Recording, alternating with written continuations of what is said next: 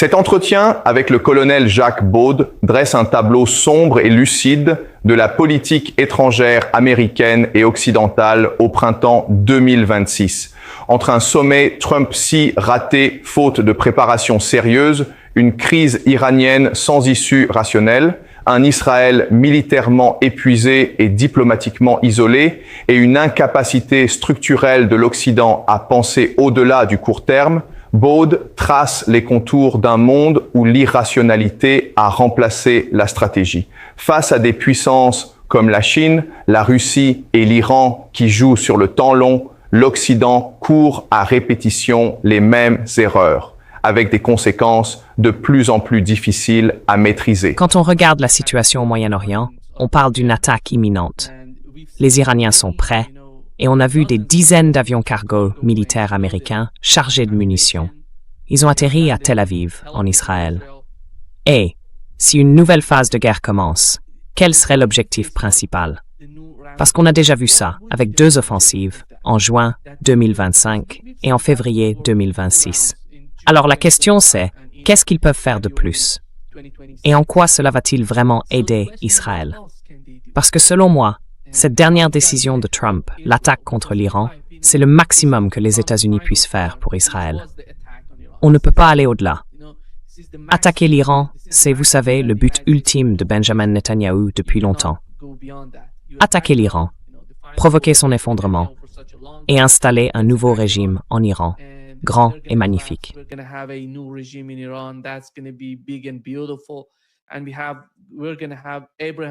Et on va avoir les accords d'Abraham, et toute la région va changer avec ce concept, basé sur l'idée qu'Israël aura, vous savez, une influence plus positive dans l'ensemble de la région. Parce qu'on sait bien que les pays du Golfe, les pays du CCG, ne sont pas si puissants sur le plan militaire, ni vraiment capables de riposter efficacement. C'est pour ça qu'il faut faire quelque chose concernant l'Iran. Et visiblement, ça ne se passe pas très bien. Quand on regarde la situation en Israël, sur le plan militaire, économique et avec la guerre en cours, je ne vois pas très bien ce que l'administration Trump peut encore faire pour Israël. Mais j'ai l'impression que tout se dirige vers une sorte d'effondrement en Israël. Contrairement à ce que Benjamin Netanyahou essayait de faire croire au peuple israélien et à toute la région, en promettant qu'il obtiendrait quelque chose d'important avant de quitter son poste.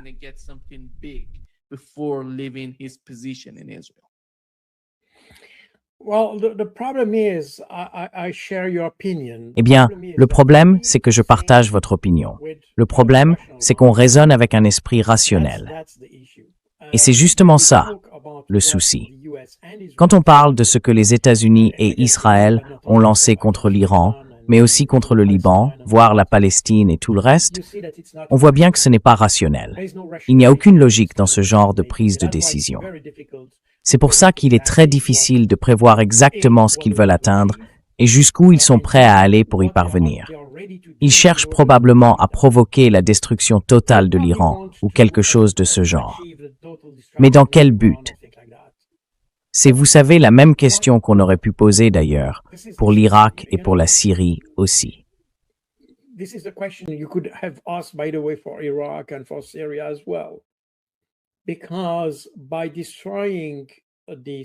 Parce qu'en détruisant la structure étatique de ces pays et en supposant qu'ils veulent faire la même chose en Iran, qu'est-ce qui vient après? C'est ça la vraie question.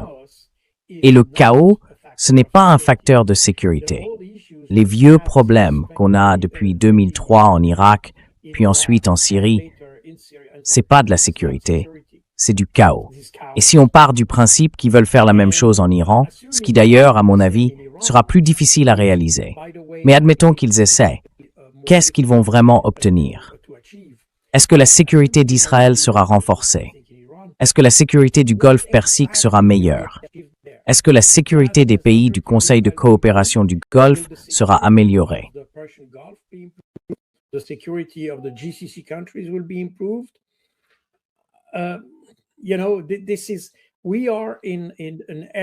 Vous savez, on est dans une zone totalement inexplorée d'irrationalité.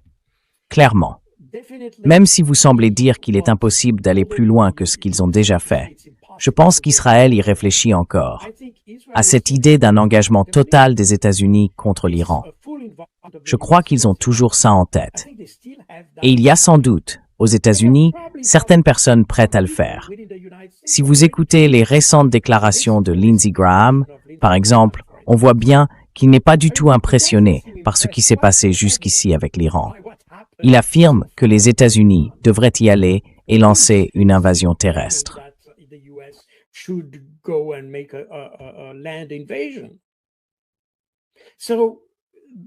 Il faut bien comprendre, Carl. Je pense que ton point sur le cas de Lindsey Graham est juste. Mais Lindsey Graham, c'est simplement un homme politique. Il ne connaît rien à l'armée. Il ne sait pas ce qui se passe réellement.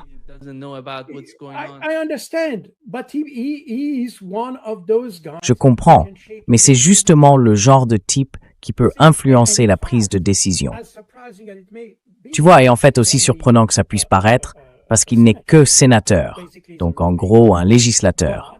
Eh bien, sur les questions de politique étrangère, et surtout quand il s'agit de l'Iran, on n'entend que lui. Rubio, lui, semble complètement absent de tout le débat sur l'Iran. Il fait de temps en temps quelques déclarations, mais je pense que Lindsey Graham et d'autres sont bien plus présents que lui. Donc oui, je comprends ton point de vue. Mais encore une fois, ton point de vue est rationnel.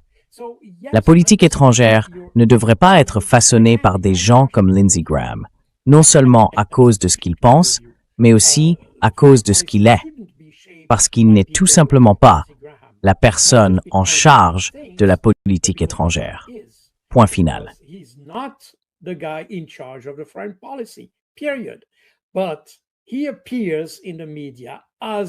Mais il apparaît dans les médias comme s'il influençait la politique étrangère. Et quand on écoute Donald Trump, on a l'impression que Donald Trump prête plus l'oreille à ce genre de type qu'à des points de vue plus rationnels. Parce qu'apparemment, il y a des gens au sein de l'establishment américain, probablement au Pentagone, mais sans doute aussi à la CIA d'ailleurs, qui pensent que les États-Unis devraient être plus prudents dans ce conflit. Mais visiblement, Lindsey Graham est plus écouté que la CIA sur ce sujet. C'est pour ça que c'est important. Même si sur le plan institutionnel vous avez tout à fait raison, ces types-là ne devraient tout simplement pas être écoutés.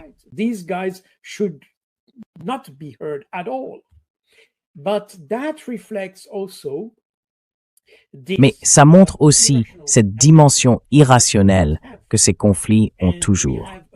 Et on voit une situation très similaire avec la Russie. Une situation très similaire aussi avec la Chine et Taïwan. Vous savez, si on y réfléchit, quel serait l'intérêt pour les États-Unis de provoquer une guerre avec la Chine? Quel serait l'intérêt? Aucun. En réalité, aucun. Affaiblir la Chine peut-être, pour que les États-Unis puissent s'imposer comme la seule puissance mondiale, peut-être. Mais vous voyez, on pourrait atteindre cet objectif autrement, pas forcément en déclenchant une guerre. Et c'est bien là tout le problème. Toutes ces guerres, on peut parler de la Libye, de la Syrie, de l'Irak, de l'Afghanistan, toutes ces guerres ont été guidées par l'irrationalité.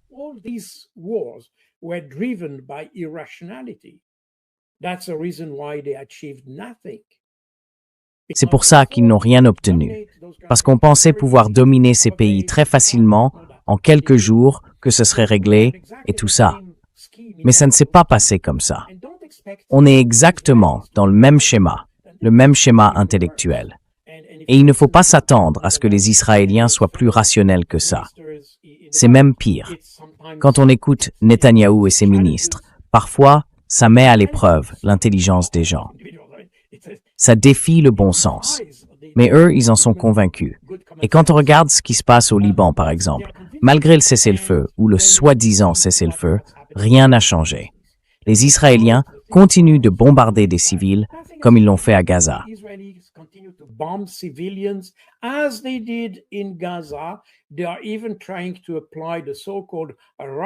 Ils essaient même d'appliquer ce qu'ils appellent la doctrine de Rafah dans le sud du Liban. Rafah, c'était une petite zone de la bande de Gaza, tout au sud, où les forces israéliennes ont détruit absolument tous les bâtiments. Je veux dire, ils ont tout rasé. Et maintenant, ils appliquent la même doctrine au sud du Liban. Et il n'y a absolument aucune réaction de la part des autres pays, à part quelques-uns comme l'Espagne, des pays courageux. Mais si vous attendez une réaction de l'Allemagne ou de la France, oubliez. Ils feront sans doute quelques déclarations pour se donner bonne conscience, mais il n'y aura aucune action derrière. Alors que les Espagnols, eux, ont vraiment pris des mesures pour limiter la relation entre l'Europe et Israël.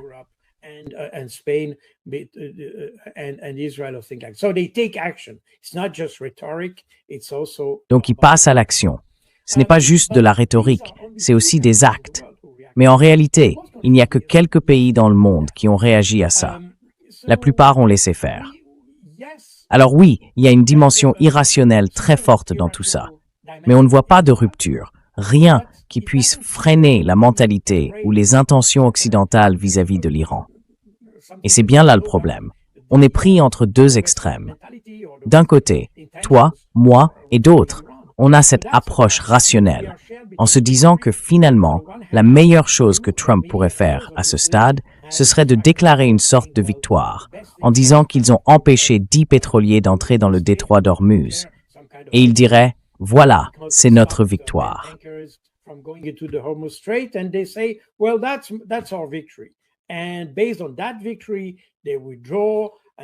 Et à partir de cette victoire, il se retire en disant, bon, on a gagné, et voilà. Et on oublie tout ça. Ce serait la gestion rationnelle d'une telle situation. Mais ce n'est pas ce qui va se passer, parce qu'il y a des voix très fortes qui disent qu'il faut vaincre totalement l'Iran, quel qu'en soit le prix. Et quand on écoute Donald Trump, encore une fois, on ne sait jamais vraiment, parce qu'il change d'avis tous les 2 jours. Mais quand on lit ce qu'il écrit et qu'on écoute ce qu'il dit, on en arrive à la conclusion qu'au fond, il voudrait raser l'Iran. Moi, je pense personnellement que ce serait un travail extrêmement difficile. Mais encore une fois, on est dans une zone où la rationalité n'a plus sa place.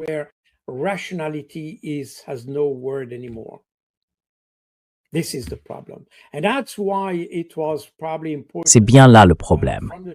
Et c'est pour ça qu'il était sans doute important que les Chinois parlent de cette question de coopération en matière de stabilité stratégique, parce que ça inclut la gestion de ce genre de crise. Et ce que les Chinois ont dit, c'est qu'il faut gérer ces crises de manière responsable, pas simplement en déclenchant de nouveaux conflits. Je veux dire, l'Irak, c'était déjà une catastrophe régionale, et même plus que régionale, parce que ça a en réalité engendré le terrorisme. Tout le terrorisme qu'on a connu ces 20 dernières années vient de là. Il a été provoqué par les États-Unis. L'origine de ce terrorisme, c'est les États-Unis, parce qu'ils n'ont pas su comprendre leur ennemi. Et ça, c'est un fait. C'est tout simplement un fait, qu'on le veuille ou non.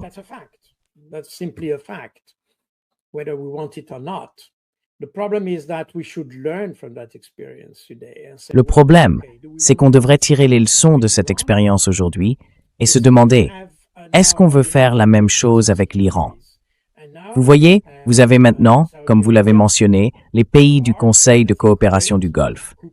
Et aujourd'hui, l'Arabie saoudite, le Qatar et je crois le Koweït ont proposé un pacte de non-agression avec l'Iran. Si je ne me trompe pas, c'est le Financial Times qui l'a rapporté. Et ça montre que dans la région, il y a des gens qui essaient de réfléchir un peu plus loin que les Américains et qui cherchent à promouvoir une solution régionale pour éviter que toute la région ne sombre dans le chaos. Parce que, même si, disons, les États-Unis décidaient de relancer une nouvelle opération contre l'Iran, avec pour objectif d'écraser l'Iran, admettons cette hypothèse.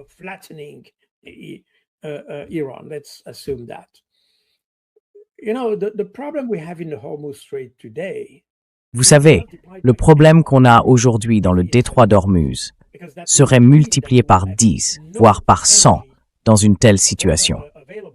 Parce que cela voudrait dire qu'il n'y aurait plus d'énergie disponible venant de cette région d'ici 10 ans. Les infrastructures énergétiques seraient attaquées des 2 côtés. Autrement dit, toutes les raffineries, les zones d'extraction de pétrole, tout ça serait détruit dans l'ensemble de la région. Cela veut dire que l'Occident en général, et les États-Unis en particulier, feraient face à une énorme crise énergétique dans les années à venir. Et les États-Unis ne seraient pas en mesure de gérer cette crise. D'ailleurs, une telle situation donnerait un avantage décisif à des pays comme la Russie et la Chine.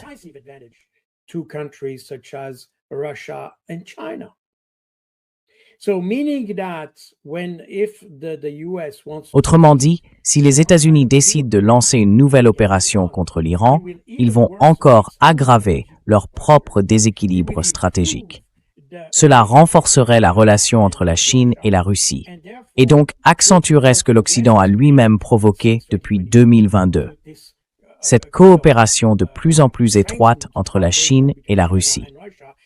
Cette coopération serait multipliée, je ne sais pas, par 5 ou par 10 si le Moyen-Orient était neutralisé. Et c'est justement cette absence de vision à long terme, ou même à moyen terme, de la part de la direction américaine qui m'inquiète, parce qu'ils ne prêtent pas attention aux conséquences de leurs actes.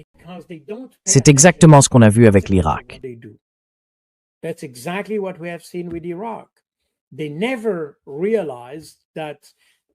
Ils n'ont jamais compris qu'attaquer l'Irak aurait des conséquences régionales. Ils n'ont jamais mesuré ça. Et on entendait exactement les mêmes voix en 2003 qu'aujourd'hui à propos de l'Iran. C'est donc une source majeure d'inquiétude pour moi. Il y a des gens qui ne voient pas plus loin que le bout de leur nez. Et ça, c'est vraiment préoccupant. Vous savez, être une superpuissance mondiale, ça veut dire avoir la capacité de voir plus loin que l'horizon habituel. Il faut penser au-delà de l'horizon, dans la profondeur du temps, pas seulement à 2 ans, pas seulement sur un mandat présidentiel, mais à 5, 10, 20, voire 30 ans. Et c'est là qu'on voit la différence avec la Russie, la Chine et même l'Iran.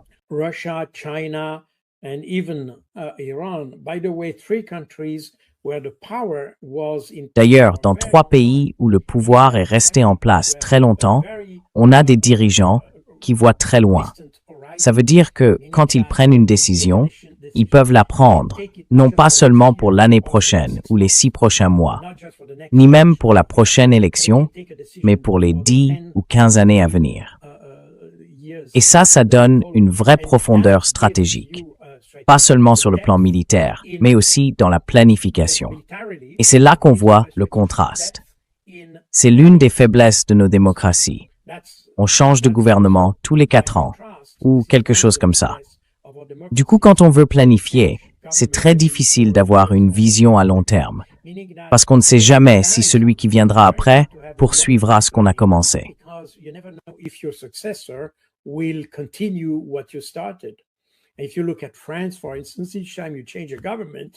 Si on regarde la France, par exemple, à chaque changement de gouvernement, le suivant efface tout ce qui a été fait avant.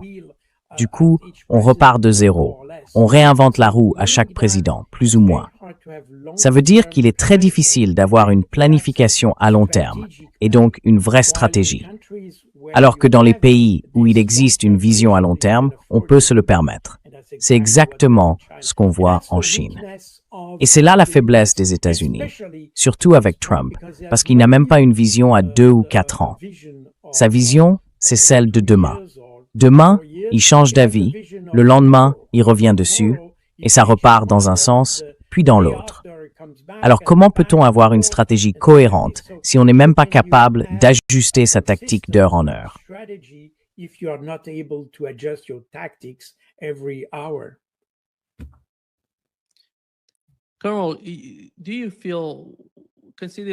Colonel, est-ce que vous pensez, compte tenu de ce qui s'est passé jusqu'à présent, que la position d'Israël dans la région s'affaiblit ou au contraire qu'elle se renforce? Parce qu'on a appris dans les médias israéliens que l'armée israélienne est en plein épuisement. Elle manque de personnel. Et on sait que pour la défense aérienne, pour les missiles, tout ça vient des États-Unis. En gros, ils sont très bons en matière de renseignement, de guerre électronique, surveillance, ce genre de choses. Mais sur le plan militaire, pour ce qui est de la puissance de feu, des missiles de croisière, des intercepteurs, ils ne sont pas indépendants.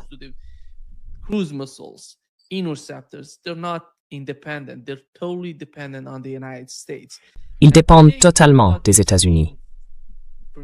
Et aujourd'hui, d'après ce qu'on voit d'Israël, C'est un pays d'environ 8 millions d'habitants.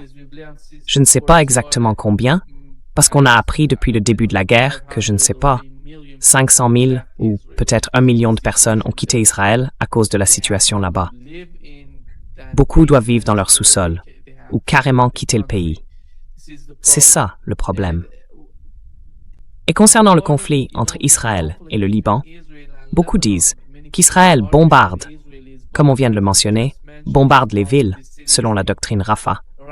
Mais en réalité, détruire des villages ou des petites villes, ça ne veut pas dire qu'on peut les prendre ou les annexer.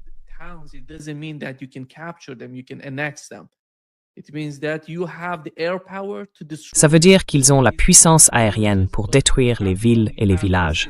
Mais au bout du compte, il faut pouvoir tenir dans la durée. Et ça, ils ne l'ont pas. Ils n'ont pas la capacité de rester sur place parce que l'ennemi riposte. Le Hezbollah, comme ils l'appellent, leur ennemi, se défend et frappe Israël. Et pas seulement ça. Ils touchent chaque char Merkava, chaque système de défense aérienne, chaque batterie, tout ça, même les communications, les réseaux Wi-Fi qu'ils utilisent. Alors, quelle est la situation de l'armée israélienne aujourd'hui comparée à ce qu'elle était avant le début de la guerre?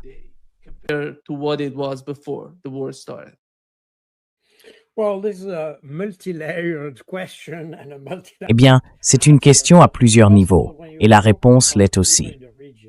D'abord, quand on parle d'Israël dans la région, et même d'Israël dans le monde en général, je pense que la crédibilité d'Israël est tombée à zéro.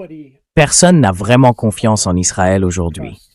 Même si les gouvernements de nos pays européens, et bien sûr des États-Unis, gardent encore cette façade de confiance envers Israël, en réalité, Israël ne bénéficie plus de cette confiance.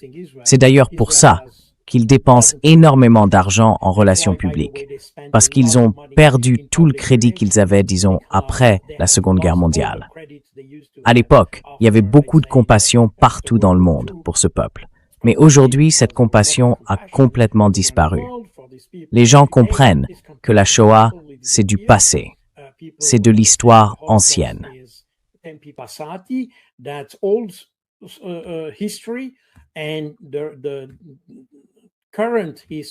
Et l'histoire récente montre un visage totalement différent d'Israël. Voilà le premier point. Le deuxième, c'est que dans la région, je pense que l'idée des accords d'Abraham, bien sûr, il y a eu des pays comme les Émirats arabes unis et le Maroc qui les ont signés, mais on voit qu'aujourd'hui encore, certains pays se demandent pourquoi on a signé ça. Surtout au Maroc, par exemple. Il y a des gens qui s'interrogent, pourquoi avoir signé? Pourquoi s'allier à un pays qui ne respecte pas le droit international? Vous vous souvenez peut-être que l'Arabie saoudite a été poussée par différents gouvernements américains à signer ces accords d'Abraham. Et aujourd'hui, elle est sans doute plus réticente à le faire, parce qu'elle se rend compte que la stabilité dans la région n'est pas liée à de bonnes relations avec Israël, mais à de bonnes relations entre les pays arabes eux-mêmes et avec l'Iran.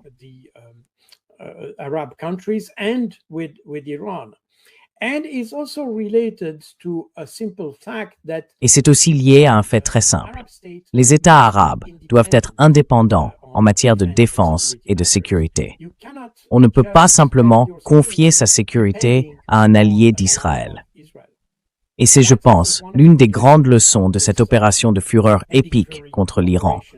Tant que vous dépendez des États-Unis pour votre sécurité, vous n'êtes pas vraiment en sécurité. Cela pourrait renforcer l'idée d'un pacte de non-agression et sans doute conduire à une refonte de l'architecture régionale de sécurité. Parce que, encore une fois, comme je l'ai souvent dit, la meilleure façon d'assurer la sécurité, c'est d'entretenir de bonnes relations avec son ennemi, si je peux dire les choses ainsi. Et dans l'ensemble, c'est exactement ce que les Chinois ont encouragé lorsqu'ils ont favorisé cette réconciliation, si je peux dire, entre l'Arabie saoudite et l'Iran il y a 3 ans.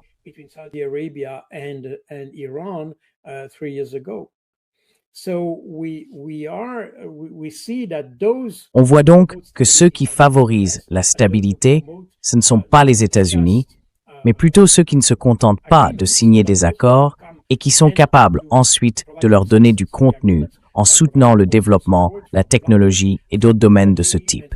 Et ça, seule la Chine peut le faire. Quant à l'influence d'Israël, je veux dire, Israël est de plus en plus perçu comme un partenaire toxique. Et ça, à mon avis, va peser sur la politique étrangère. Si les Israéliens ne s'en rendent pas compte eux-mêmes, ils seront de plus en plus isolés et leur sécurité sera davantage menacée s'ils n'agissent pas en conséquence. C'est leur choix. Le fait est que les sondages en Europe montrent aussi qu'Israël est aujourd'hui le pays le plus détesté au monde. Et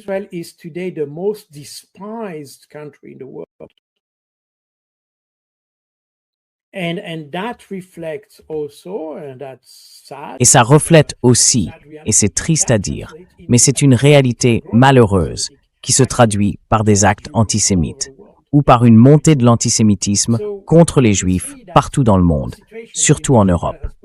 On voit donc que la situation dans laquelle Israël s'est mise depuis octobre 2023, et même avant, parce qu'octobre 2023 n'a été que la conséquence du mauvais comportement d'Israël auparavant. Eh bien, cette incapacité d'Israël à adopter une approche pacifique, humaine, diplomatique et intelligente de sa sécurité a conduit le pays dans une position où il est méprisé. Maintenant, si on regarde les capacités, et notamment le renseignement, il faut être très prudent. Israël a longtemps bénéficié, disons, d'une sorte de mythe selon lequel son renseignement serait exceptionnel, presque légendaire.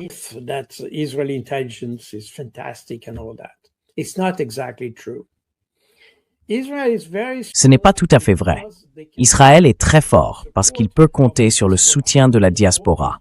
Ça veut dire tous ces Juifs dispersés à travers le monde qui peuvent être prêts à fournir des informations aux services de renseignement israéliens. Et ça, c'est très utile pour localiser des individus, des terroristes, ce genre de choses.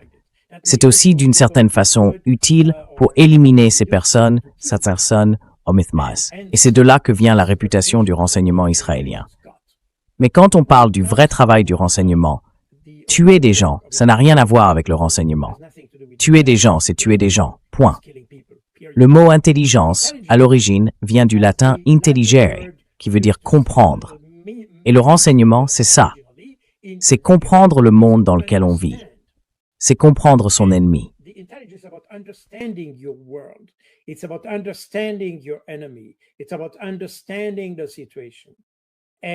Il s'agit de comprendre la situation. Et de ce point de vue, Israël a historiquement été très faible. Le pays n'a jamais vraiment compris l'environnement dans lequel il se trouve. Cela a conduit à plusieurs commissions chargées d'améliorer le travail du renseignement. Je veux dire, le Mossad, c'est surtout une institution qui mène des opérations spéciales à l'extérieur, des opérations d'élimination, disons-le comme ça. Ce n'est pas seulement ce qu'ils font, mais disons, pour résumer, qu'ils s'occupent aussi de la collecte d'informations et de ce genre de choses. Donc le Mossad n'a pas vraiment été touché par tout ça.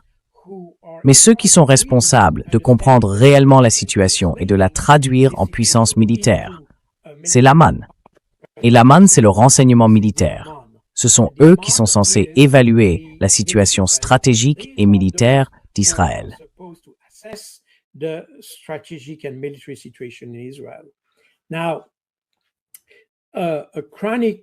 Une faiblesse chronique d'Aman, c'est justement son incapacité à comprendre son environnement.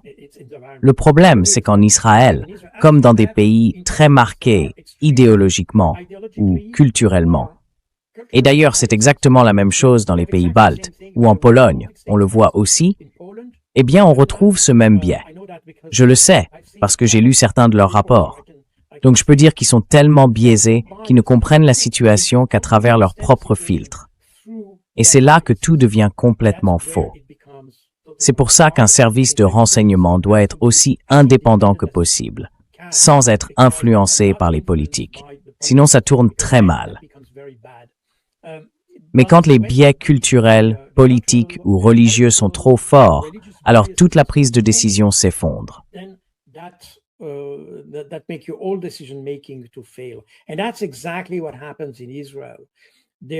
Et c'est exactement ce qui se passe en Israël.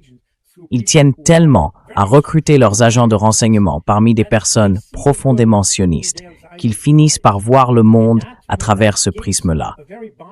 Et ça donne une vision très biaisée. C'est d'ailleurs pour ça qu'ils ont échoué à de nombreuses reprises. Vous vous souvenez peut-être de l'échec de 1973, quand les Égyptiens ont réussi à préparer l'opération Badr. C'est cette opération qui a permis de traverser le canal de Suez et d'entrer dans le Sinaï pour le reprendre, puisqu'il avait été pris par les Israéliens en 1967. Et pour ceux qui vont au Caire, je recommande le musée de cette opération Badr. C'est le musée de la victoire, la vraie victoire, du point de vue égyptien.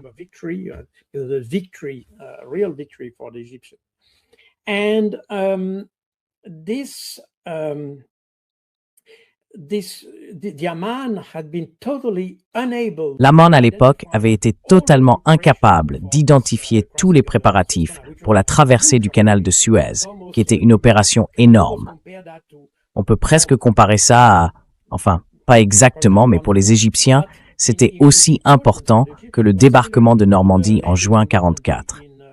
Et la préparation était absolument remarquable, jusque dans les moindres détails. C'est un exemple extraordinaire de planification et aussi un exemple remarquable de tromperie militaire.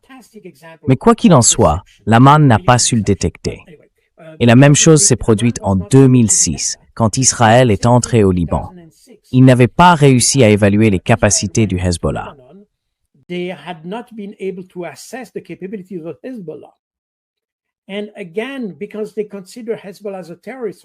Encore une fois, parce qu'ils considèrent le Hezbollah comme une organisation terroriste. Eh bien, le Hezbollah, c'est une organisation de résistance, une organisation qui défend un territoire, qui dispose d'infrastructures physiques, je veux dire des tranchées, des tunnels, des points fortifiés, ce genre de choses dans les montagnes, qui lui ont permis de se défendre contre les Israéliens. Et Amman n'avait pas été capable d'évaluer cela. C'est donc un problème chronique pour Israël. On le voit d'ailleurs aussi avec l'Iran. Ils n'ont jamais vraiment évalué correctement les capacités iraniennes. Ils les ont toujours sous-estimées. Et je dis bien toujours, parce que on l'a vu en 2024, en 2025, et évidemment cette année.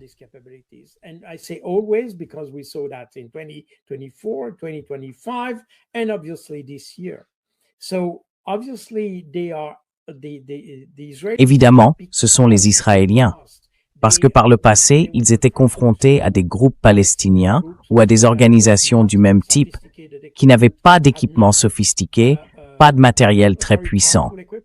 Je veux dire, c'était des Kalachnikov, des lance-grenades, ce genre de choses, mais pas grand-chose de plus. Dans une situation comme celle-là, Israël, quelle que soit la qualité de son renseignement, ne se pose pas trop de questions. On envoie une bombe de 2 tonnes, et voilà, tout est détruit, point final. Pas besoin d'une analyse du renseignement très poussée.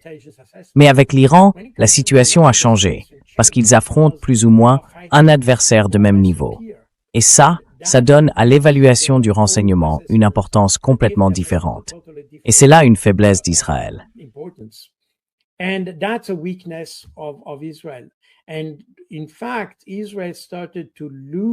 En réalité, Israël a commencé à perdre sa crédibilité en octobre 2023. D'abord, il n'a pas été capable de détecter l'opération Déluge d'Al-Aqsa lancée par les Palestiniens. Et ensuite, il a systématiquement sous-estimé la force des Palestiniens. Ce qu'on voit aujourd'hui, c'est en fait la continuation des mêmes erreurs, répétées encore et encore par la direction israélienne. Et encore une fois, c'est culturel. Ce sera très difficile pour les Israéliens de corriger cela, justement parce que c'est culturel. Ils pensent, et quand on se croit supérieur, ça veut dire qu'on ne se soucie pas vraiment de sa stratégie, parce qu'on pense qu'on va simplement écraser l'ennemi grâce à une puissance de feu très forte et qu'on peut compenser le manque d'évaluation par la force de frappe.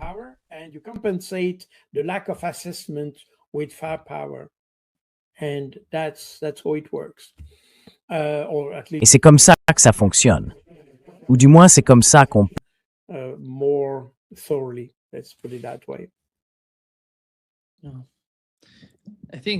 Je pense qu'ils ont aussi fait quelque chose aux États-Unis avec cette guerre contre l'Iran, quelque chose que personne n'avait jamais fait auparavant.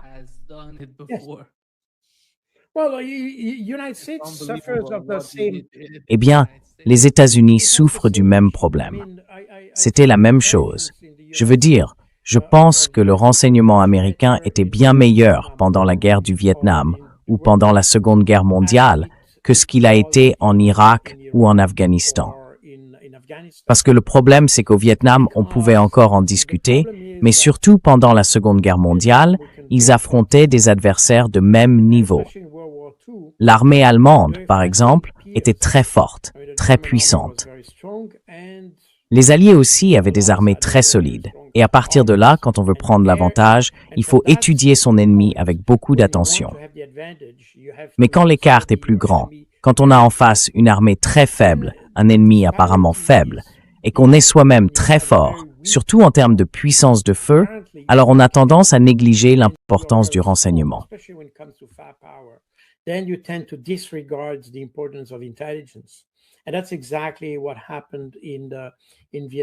Et c'est exactement ce qui s'est passé au Vietnam, en Irak et en Afghanistan. C'est le fait de mal comprendre l'ennemi. Bien sûr, l'ennemi souffre. Les Afghans ou les Irakiens ont perdu des milliers de personnes, mais ils ont gagné. Au final, ils ont gagné. Et les Américains ont perdu. Ils ont perdu dans le sens où ils n'ont jamais atteint leurs objectifs stratégiques. Ils n'ont jamais eu le contrôle total de l'Irak et ils ont dépensé énormément d'argent pour rien. Et ça aussi, c'est quelque chose qu'il faut prendre en compte. Quand on veut soumettre un ennemi et qu'on dépense autant d'argent, d'énergie, de puissance de feu et même de vie humaine juste pour soumettre quelqu'un, ça veut dire qu'on ne fait pas vraiment la guerre.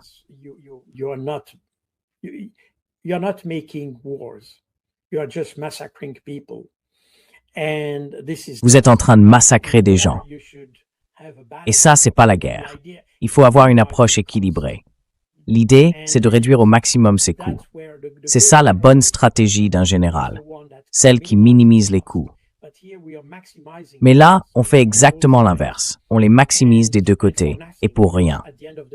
Parce qu'au final, personne ne sait vraiment pourquoi les Américains sont allés en Irak. Encore aujourd'hui, certains disent que c'était pour le pétrole. D'autres disent que c'était à cause des armes de destruction massive, mais cette idée a disparu. Au fond, on ne sait toujours pas vraiment pourquoi les États-Unis étaient en Irak.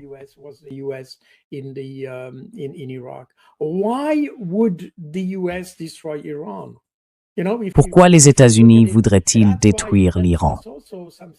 Vous savez, quand on y pense, c'est assez surprenant. Parce que si on regarde les raisons, on pourrait se dire que ce conflit devrait être très facile à résoudre.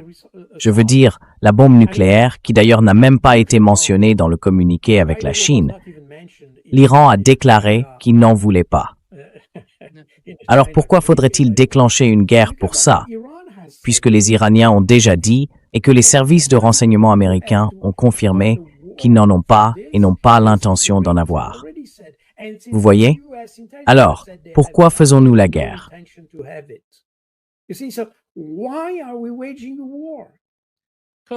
Colonel, tout tourne autour d'Israël. Regardez simplement ce que Donald Trump est en train de faire à Thomas Massie aux États-Unis.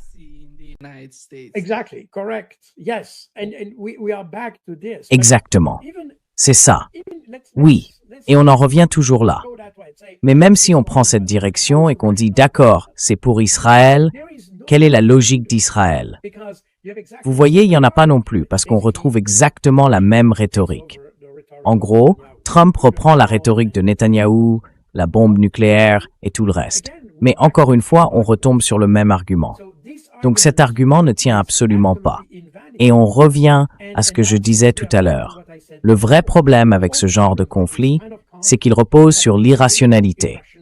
Et ça rend les choses extrêmement difficiles à prévoir, parce qu'on ne sait pas si les États-Unis sont encore sous l'influence d'Israël, ni dans quelle mesure ils le sont.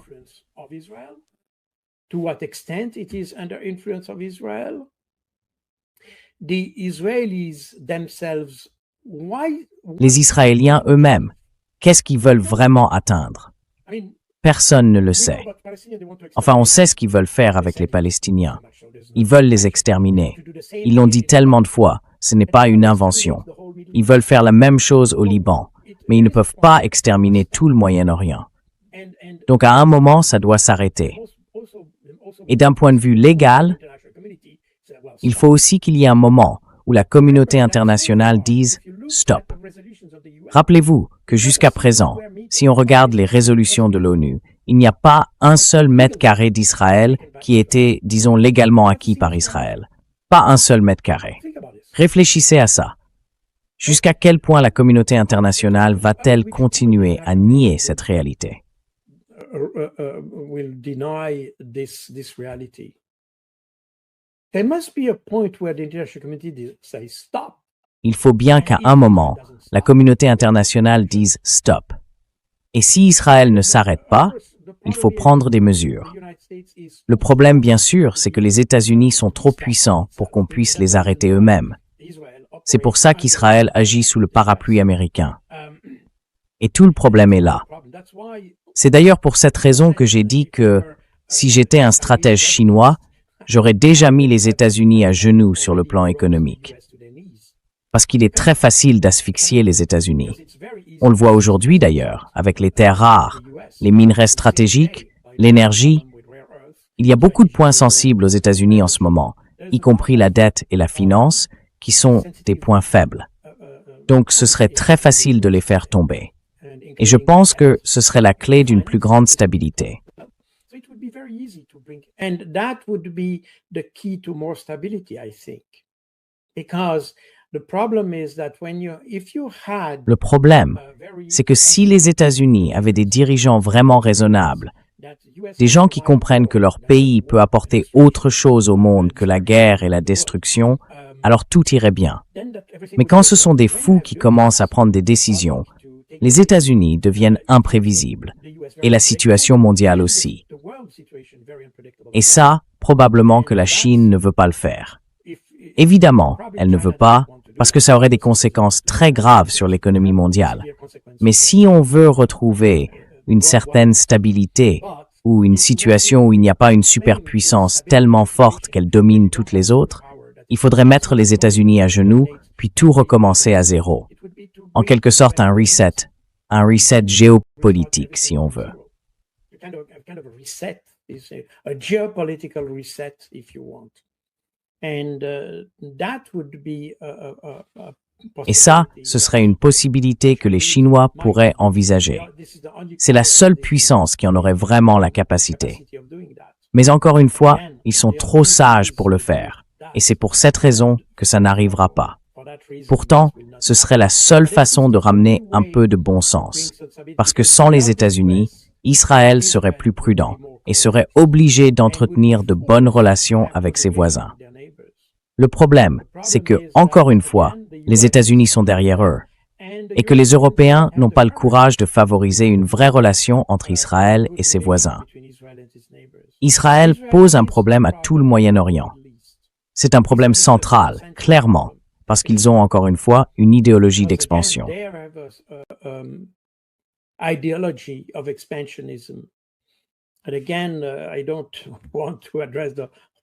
Mais encore une fois, je ne veux pas aborder toute la question du Grand Israël et tout ce qui va avec. D'ailleurs, c'est un sujet plus complexe qu'on ne le pense souvent. En réalité, que ce soit applicable ou non, et selon quelles conditions, on peut en discuter. Mais dans tous les cas, cela veut dire qu'Israël a une idéologie expansionniste. C'est un fait, c'est une réalité. Qu'elle soit de grande ampleur ou plus limitée, avec de grandes ambitions ou des ambitions plus modestes, on peut en débattre. Mais c'est bien une idéologie expansionniste. On l'a vu en Palestine, on l'a vu au Liban, on l'a vu en Syrie. Il y a eu aussi des menaces contre la Jordanie et on l'a vu également à l'égard de l'Égypte.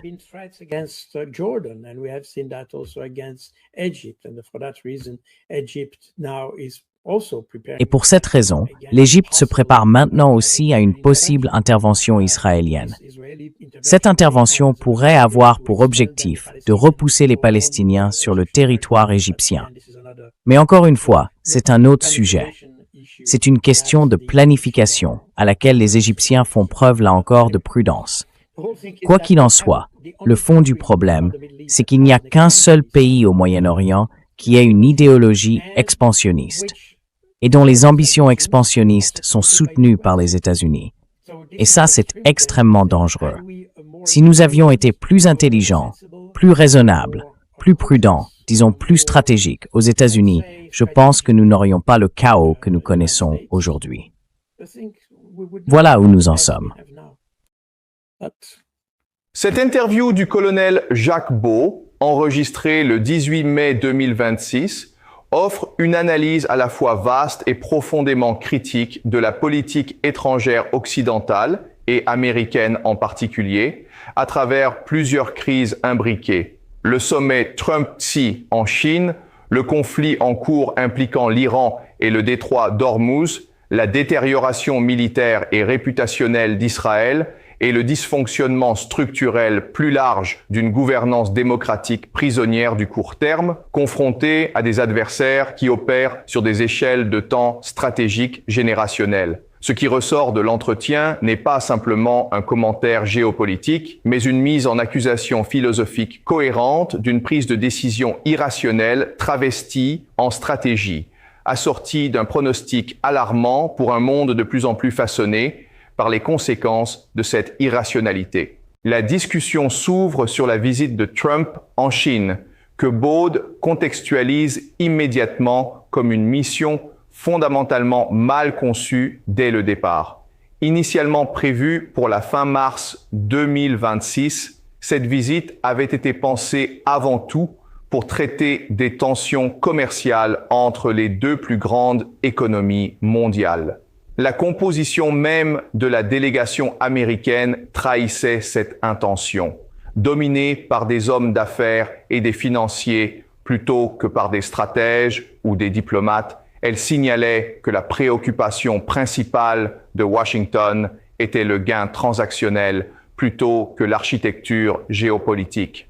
Mais la persistance inattendue de la crise d'Ormuz a forcé une reconversion précipitée du voyage, le transformant en plateforme de négociation sur un dossier iranien pour lequel les Américains n'avaient ni préparation sérieuse ni position cohérente. Baud souligne que ce changement de pied révèle l'une des faiblesses les plus profondes de Trump. Il n'est pas un stratège, mais un tacticien, incapable de maintenir une ligne directrice stable sur plusieurs mois, et encore moins sur plusieurs années. Il assemble des éléments tactiques disparates pour donner l'illusion d'une stratégie, mais l'édifice reste fondamentalement creux. Le contraste entre les deux communiqués publiés à l'issue du sommet est révélateur à cet égard. Du côté chinois, le texte s'articule autour de trois axes majeurs: la stabilité stratégique, la question de Taïwan et l'idée d'une relation équilibrée et mutuellement bénéfique entre les deux puissances. Pékin insiste sur la notion de coopération pour la stabilité stratégique, une formulation qui englobe implicitement la mise en garde contre ce que Baud appelle le piège thucydidien. Cette logique fatale par laquelle une puissance dominante, refusant de voir son hégémonie contestée, finit par faire la guerre à tout concurrent émergent, se détruisant elle-même dans ce processus.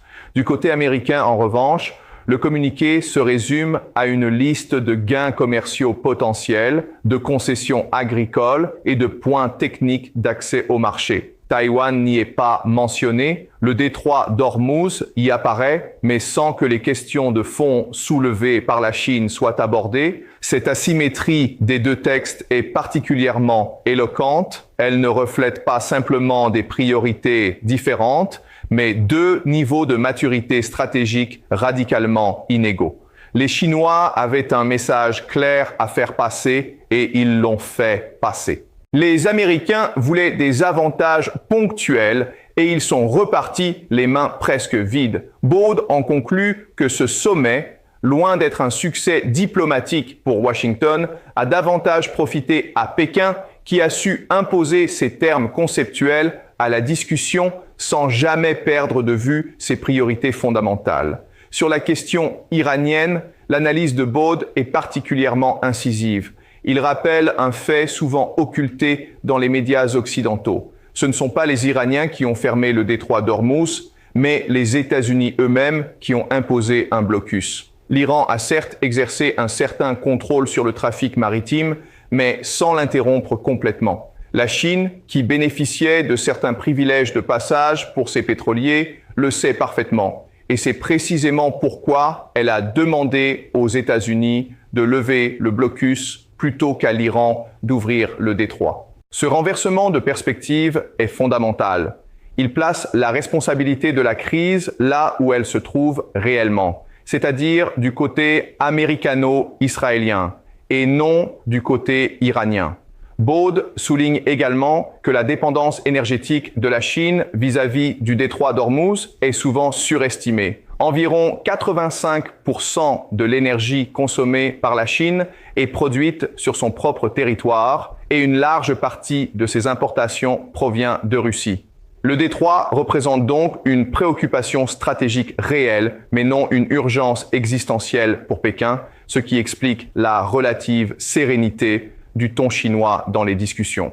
Ce qui frappe davantage Baude, c'est l'absence totale de rationalité dans la politique américaine et israélienne à l'égard de l'Iran. Il établit ici un parallèle troublant avec les guerres précédentes. L'Irak, la Syrie, la Libye, l'Afghanistan. Dans chacun de ces cas, l'intervention militaire occidentale a été justifiée par des arguments qui se sont révélés soit faux, soit inopérants.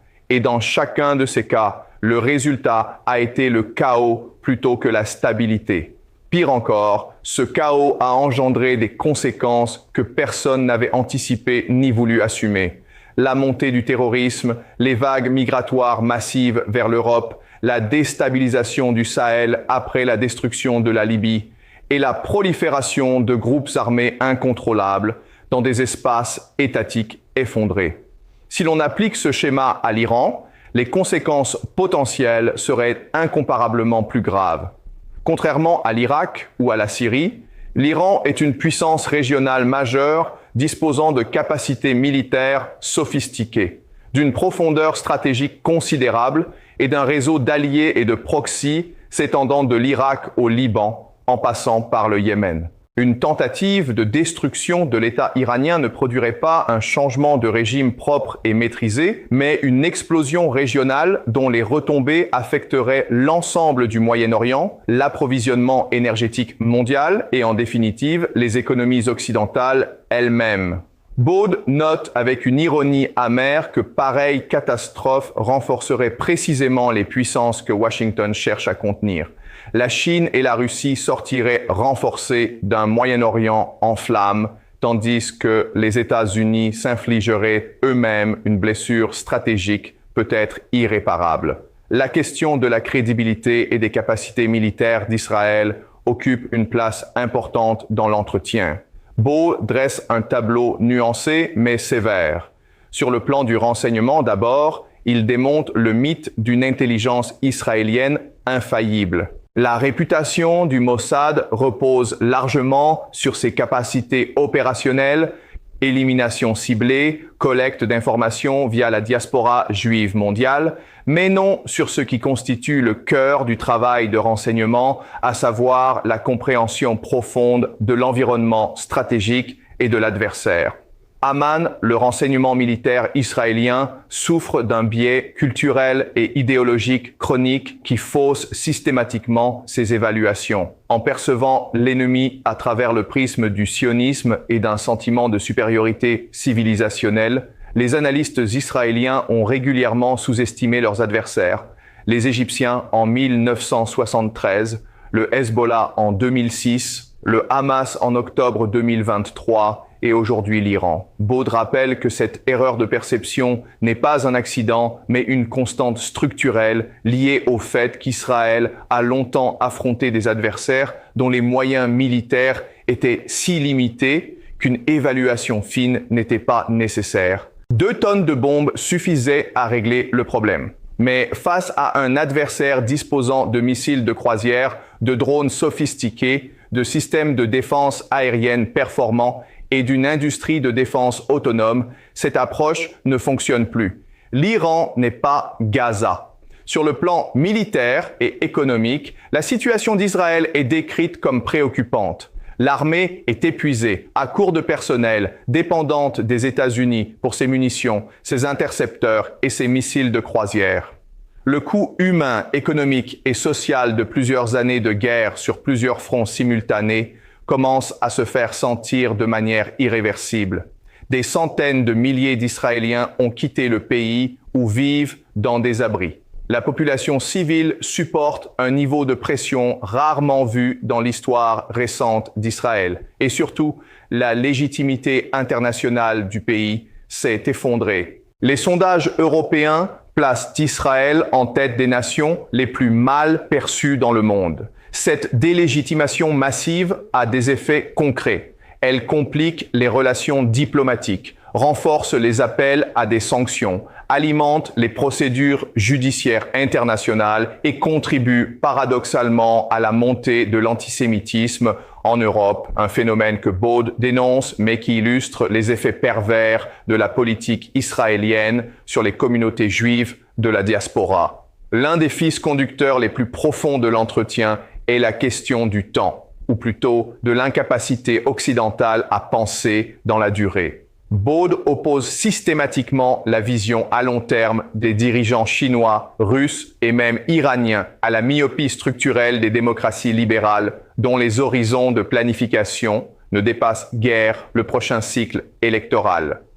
En Chine, la continuité du pouvoir permet d'élaborer des stratégies sur 10, 20 ou 30 ans. En Russie, la stabilité du leadership, quelle qu'en soit la nature, autorise une cohérence stratégique que l'alternance démocratique rend impossible en Occident.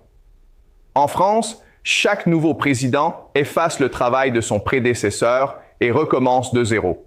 Aux États-Unis, Trump ne pense même pas à l'échelle d'un mandat. Il change de position d'un jour à l'autre, parfois d'une heure à l'autre, rendant toute planification stratégique non seulement difficile, mais absurde. Cette asymétrie temporelle est, selon Baud, l'une des causes profondes des défaites américaines successives depuis le Vietnam. On envoie une armée technologiquement supérieure dans un pays dont on ne comprend ni la culture, ni l'histoire, ni les motivations profondes, et on découvre avec stupéfaction que des combattants armés de Kalachnikov peuvent résister pendant 20 ans à la première puissance militaire mondiale. Non pas parce qu'ils sont plus forts, mais parce qu'ils sont prêts à attendre plus longtemps. Cette réflexion débouche naturellement sur une analyse des conséquences globales de la politique étrangère occidentale sur les flux migratoires et la montée des extrémismes en Europe. Baud établit une causalité claire et implacable. Les guerres occidentales détruisent des États, rendent la vie impossible pour les populations civiles qui migrent vers l'Europe, où elles sont ensuite perçues comme une menace et rejetées. Le cercle est vicieux et entièrement auto-infligé.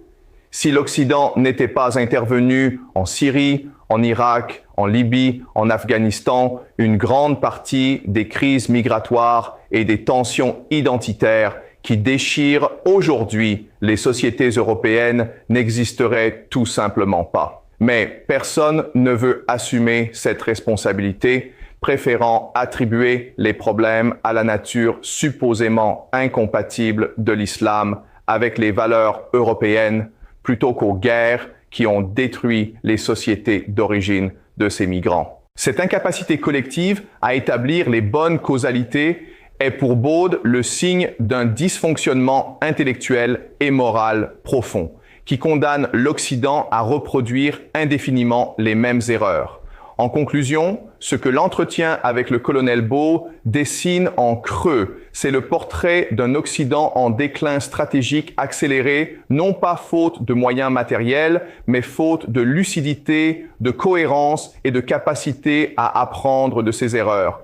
Face à une Chine patiente et méthodique, à une Russie endurcie par des décennies d'adversité et à un Iran qui a survécu à 40 ans de pression maximale, les États-Unis apparaissent comme une puissance dont la force brute n'est plus compensée par la sagesse stratégique qui devrait l'accompagner. Le danger n'est pas tant qu'ils perdent une guerre, mais qu'en cherchant à tout prix à en gagner une, ils précipitent un chaos dont les effets s'étendront bien au-delà du Moyen-Orient et dont les premières victimes seront, comme toujours, les populations civiles les plus vulnérables, là-bas d'abord, puis ici, par ricochet,